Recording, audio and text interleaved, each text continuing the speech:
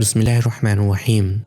پیارے آقا سرور کائنات صلی اللہ علیہ وسلم کا ارشاد ہے، آپ فرماتے ہیں کہ اللہ عز و جل کا فرمان ہے کہ روزے کے علاوہ بندے کی ہر نیکی 10 سے 700 گنا تک بڑھاتی جاتی ہے، کیونکہ روزہ میرے لیے ہے اور میں ہی اس کی جزا دوں گا۔